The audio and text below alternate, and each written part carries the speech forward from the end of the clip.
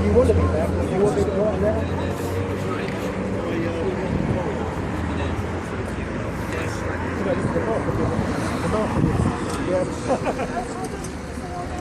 Stop her. I don't.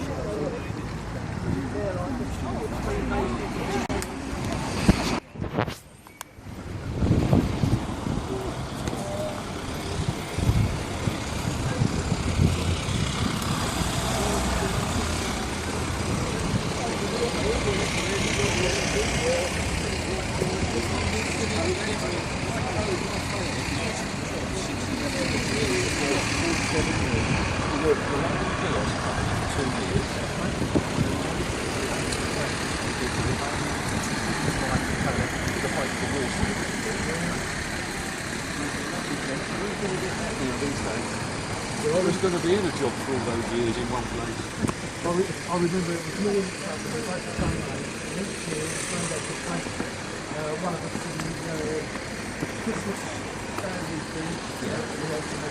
That's right. That's probably helpful. That's gone now. We're talking about the one in Canada. That's gone now too. One of my school mates was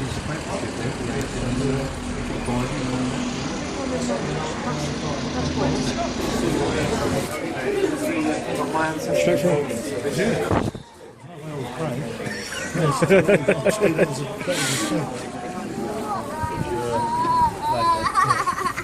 Stand still.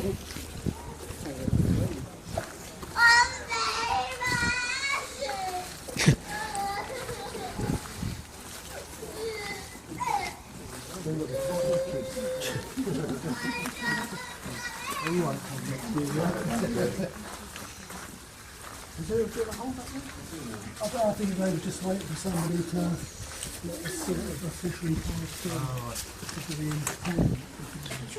I have to bring flowers to tourist sites more often.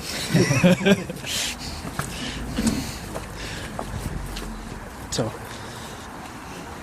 That's the new flag, though. Is it? Did you see that? Oh, is that the one? Yeah, it's the one Saxon flag. Yeah, that's the new one, Saxon. Yeah. Oh. I remember when it was first put them out. Yeah. We sold them into the BNP because I was So. in the BNP at the time. He would never end up.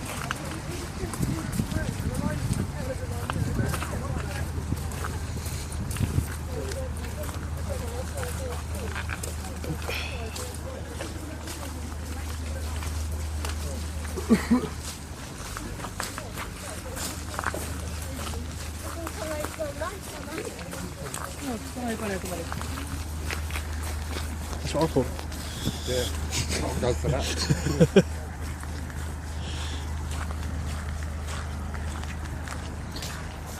I'm just shitting myself, I don't drop them.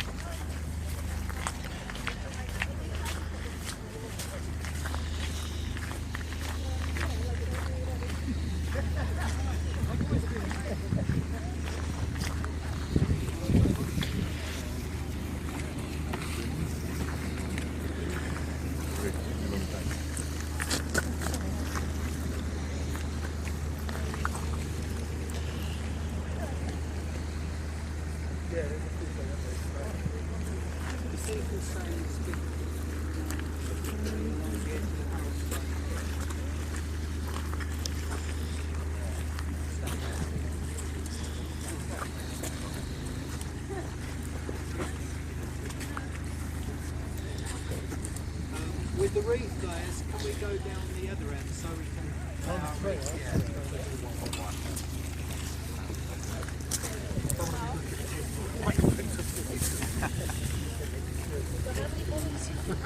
Hobgoblin. My favourite. It is a nice home present. Yeah.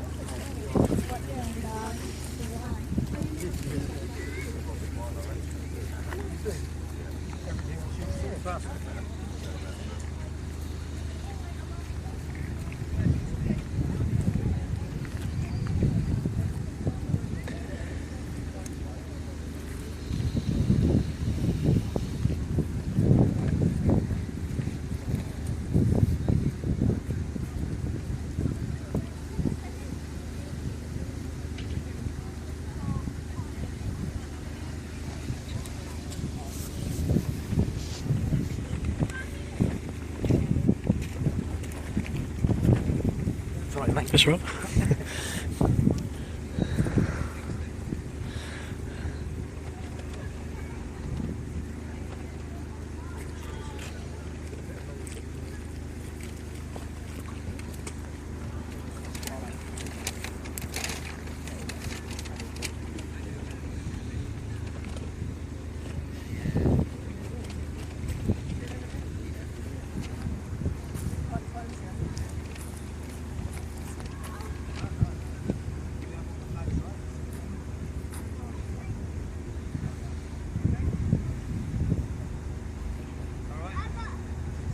King Harold, blessed father of your country, Harold, marked out by your merits, you, our shield, fist and sword.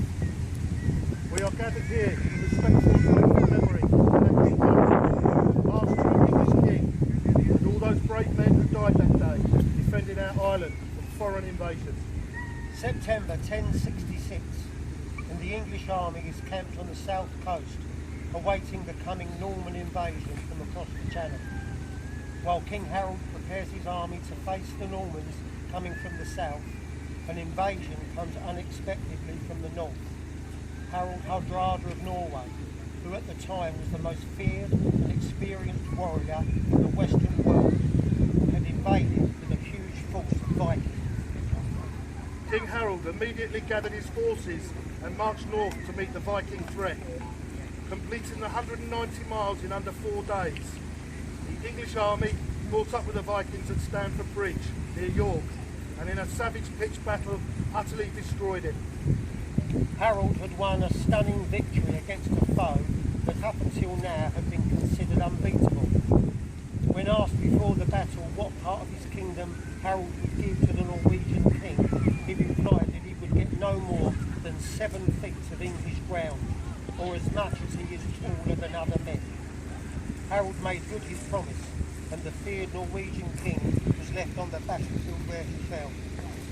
After a final surrender, Harold showed mercy to the survivors and allowed the remnants of the army to leave in peace. The Viking fleet that had come to England had been 300 ships strong. It took only 20 ships to carry them home.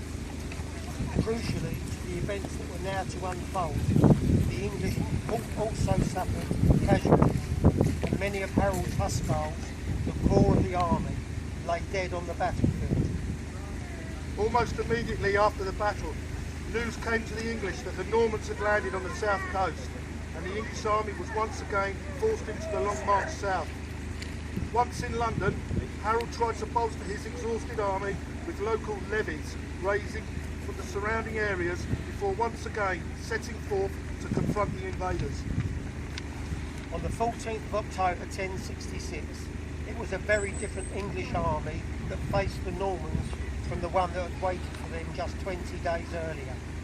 In a hard-fought battle on Senlac Hill, after 2 forced marches of 190 miles each and 2 major battles in 20 days, the English and the Normans fought until the early evening.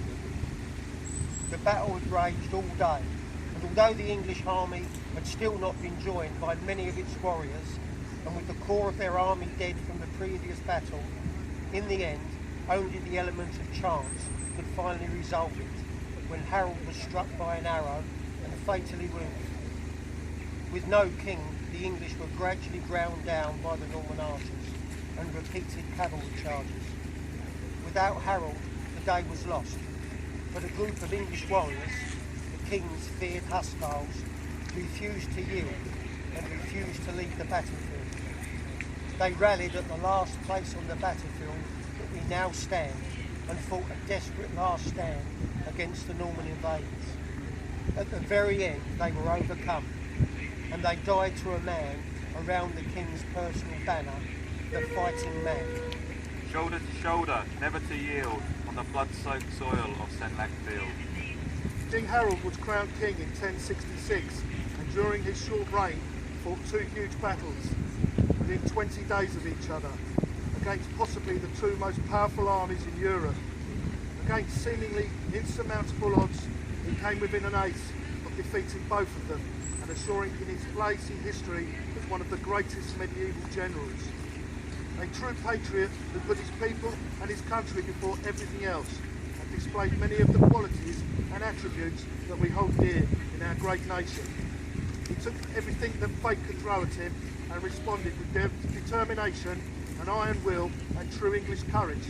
But in the end, not even this was enough. Our King Harold, warrior king, man above all others, did his duty before his brothers in arms, his people and his country. 1,000 years on, courage remembered, sacrifice never forgotten. We will now lay our wreaths in memory of Harold and all the brave Englishmen who died on the 14th of October 1066. We will then bow our heads for a minute's silence in respect to the glorious dead.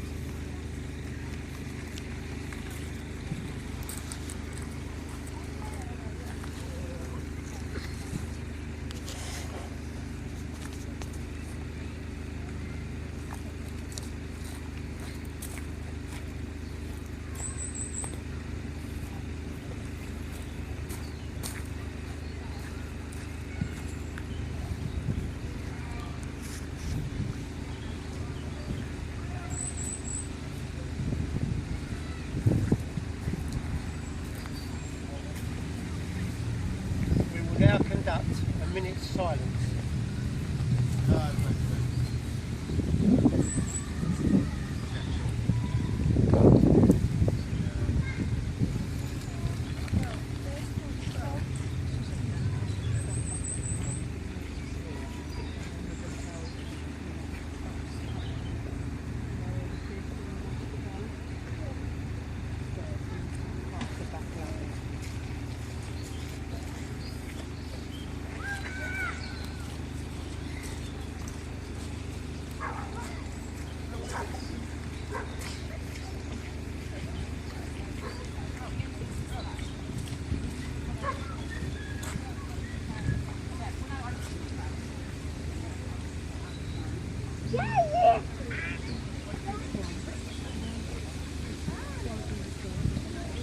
That brings to a close these events. I'd like to thank every single English nationalist who's attended. Thank you all for coming. Hopefully we'll get bigger, stronger and stronger. Sottiliccia.